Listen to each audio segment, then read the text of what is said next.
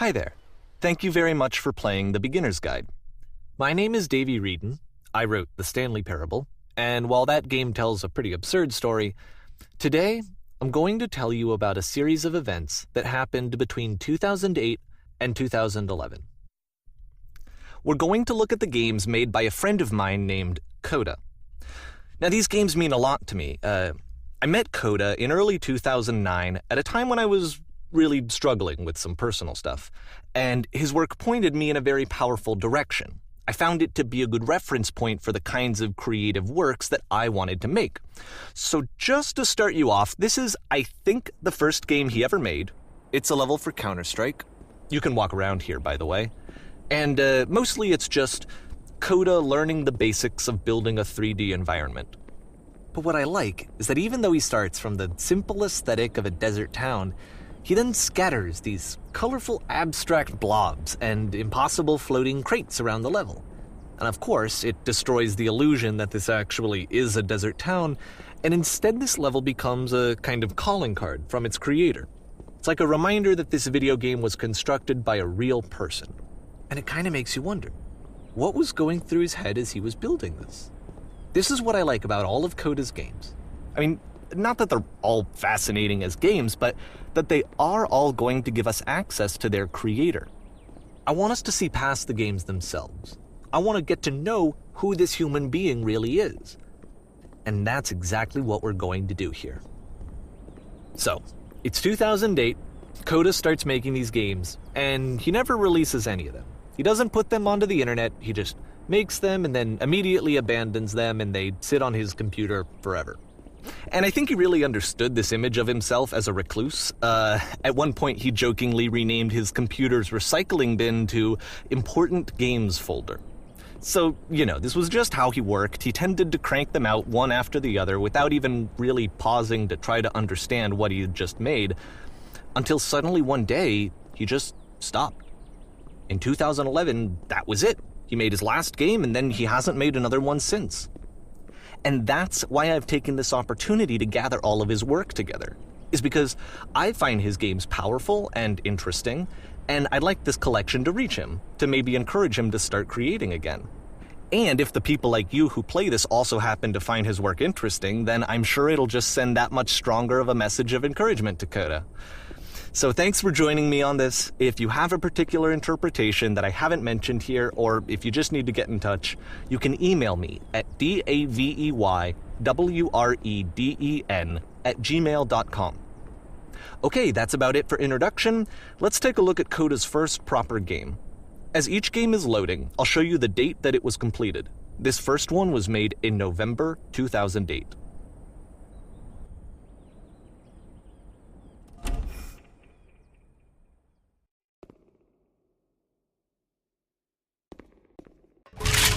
Warning.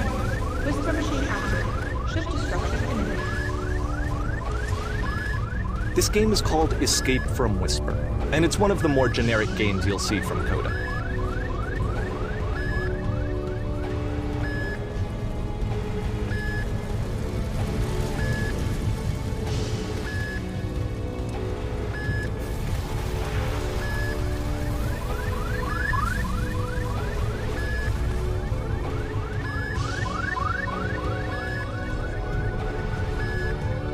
Security call breached. Hostile alien life forms inbound. It kinda looks like this game was abandoned mid-development. For instance, you have this gun, which you'd think would indicate that there are supposed to be monsters or enemies somewhere, but then clearly there are no enemies anywhere. You can't even reload the gun when you run out of bullets. But ultimately we don't really know. Maybe Coda thought that actually it was complete the way that it is. And I think that we should talk about his games for what they are, rather than for what they're not. Enemy force neutralized. Begin shooting activation.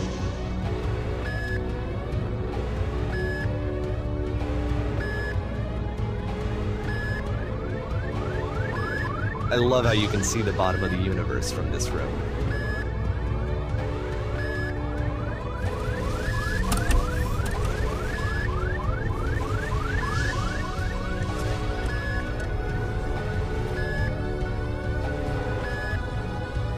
Apparently, this space station has a labyrinth on it. Sure, I don't know. There's really no reason for it that I've ever been able to discern, so in the interest of time, I'm just gonna skip you on past it. Okay, this is the part that's interesting. The game has this narrative about the whisper machine and how it has to be turned off, and then you get to the engine room. Hey, you there, in the engine room. You could save us all. That beam is powering the whisper machine. We could disrupt it by introducing a great enough heat signature. If your body could stop the beam. It's so much to ask, but for all of our lives, would you do it? Could you give yourself?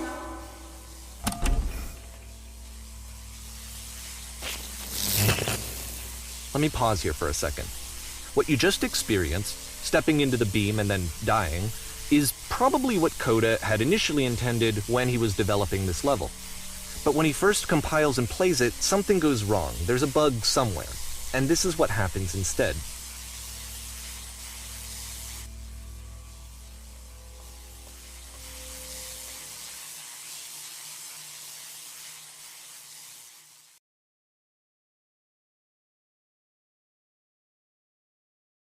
The beam causes you to start floating. And this is an important moment for him.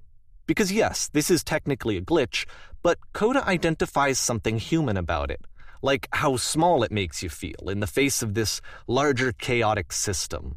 Or this floating could be the afterlife, a peaceful place, juxtaposed against all of the hysteria that you've just had to traverse. I don't even know. I have no idea what he was thinking, but what's clear is that after making this, something lodges itself in his brain. He wants to do more of these really weird and experimental designs. So he stops work on this and moves on to a stream of tiny little games that go in all sorts of directions.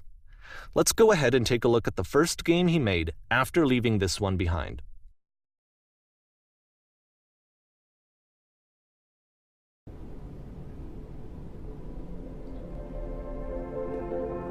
Yep, in this game you can only walk backwards.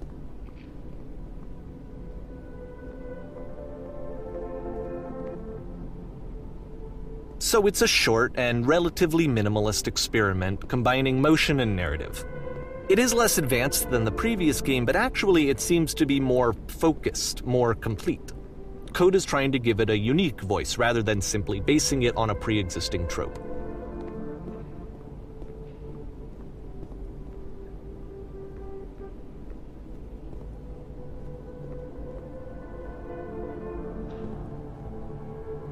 It's a short little thought, it says what it wants to say, and then it ends. Didn't need anything more than that. Which to me is why it works, because it gets out quick. Okay, next one.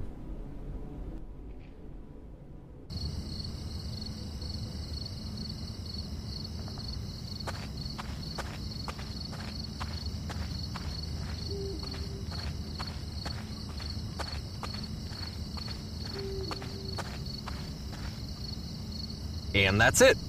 Okay, the meaning of this game won't be clear just yet. Please be patient with me for a few more games, and I promise you'll see what makes it interesting.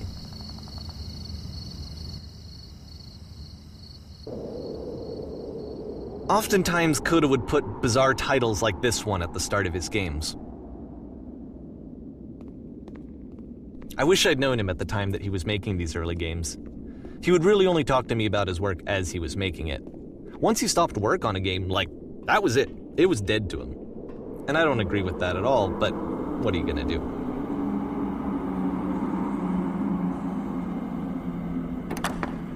Once you've been slowed to an absolute crawl, the door at the top of the stairs opens. So why, if Coda's not showing these games to anyone, why bother opening the door at all? Well, to show you, I'm modifying the game here so that when you press enter, it'll bring you back up to full speed so you can enter the door for yourself.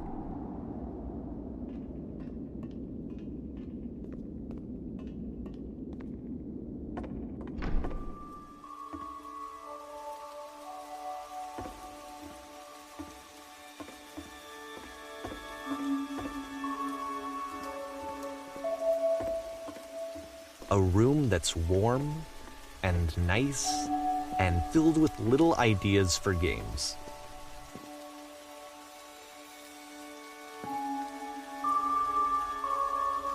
Coda would often tell me that he didn't mind if people thought of him as cold or distant. He said that he knew that he was actually a vibrant and compassionate person, but that it takes time to really see that. It can be a very slow climb to get there.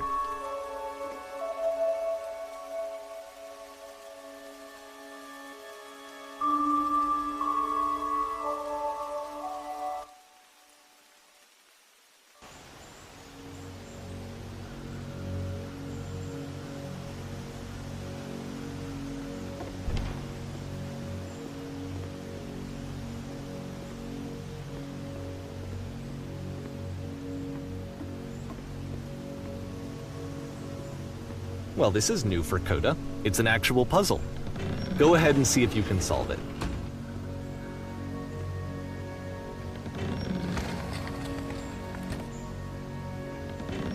Don't forget that solution, because we're going to see this puzzle again soon. We're going to see it a lot.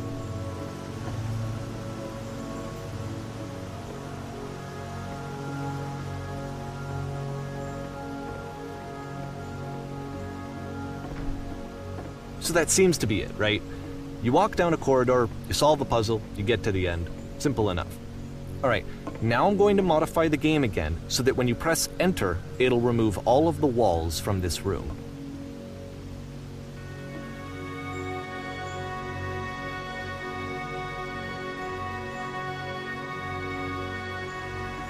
How about that? There was more to it than we had any way of knowing.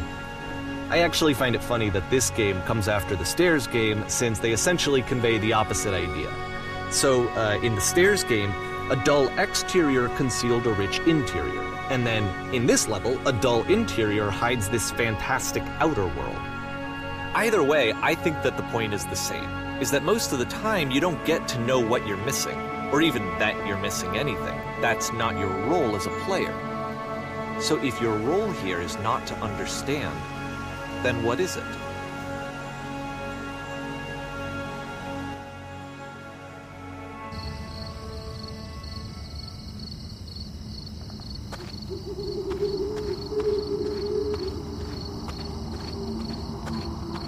Aha! So, this, combined with the entering game from earlier, tells us that Coda believes his games are connected somehow.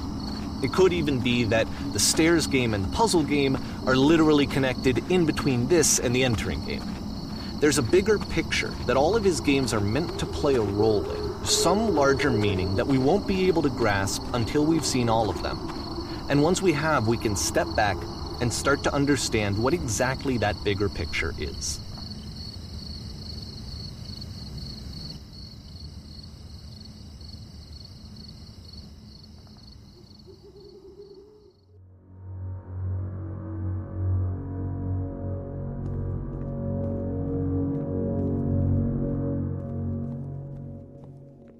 Let's talk about video game development for a second. Every video game runs on what's called an engine, which determines what the game can and cannot do. So in other words, the engine is a set of tools for game development. To make all of these games, Coda is using an engine called Source. Like all engines, Source has certain things that it does well, and it has certain things that it does poorly. One of the things that it does very well is boxy linear corridors.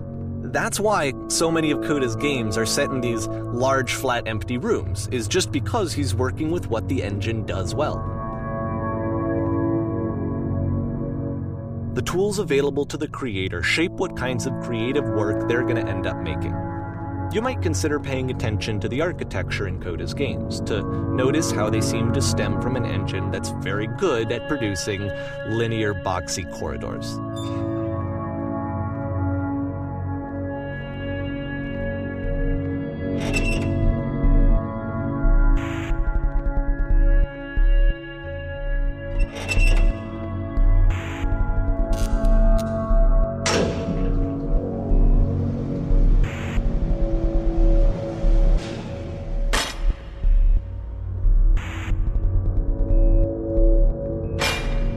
This prison, funny enough, in Coda's original design, the doors stayed shut for a full hour before letting you go. If you don't mind, I think we're gonna skip that. This is something that he and I used to argue about a lot. You know, whether a game ought to actually be playable, whether it means anything if no one can get through it. And I would always defend that, you know, all this work goes into the game, why not make it playable and accessible? And so we just got into heated arguments over it, and there was one time that after one of these conversations, he went home, and a day or two later, he sent me a zip file entitled Playable Games that was full of hundreds of individual games, each of which was just an empty box that you walked around in and nothing else. Believe me, I played every single one of those just to find out if there was like a gag hidden somewhere. There wasn't.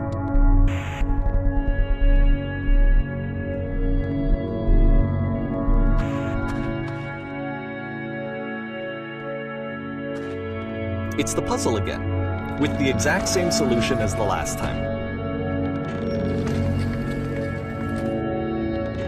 There's still no clear indication of what makes this puzzle so special that Coda is going to return to it over and over. But I promise I'll share with you my interpretation very shortly.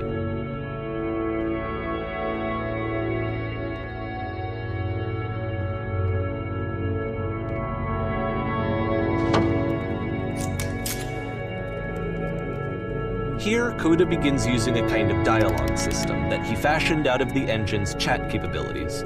Use the 1, 2, 3 buttons on your keyboard to respond.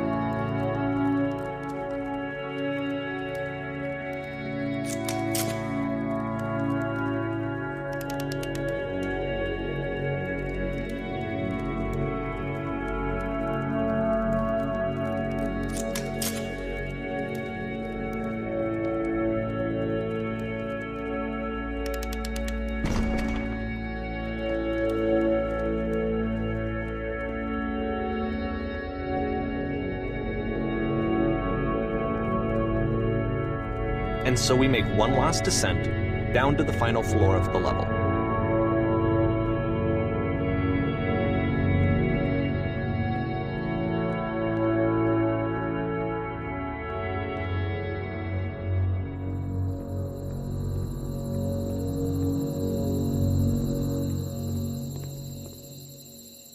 It's a lamppost. Okay, I can't tell you quite why, but for some reason Coda fixates on this lamppost.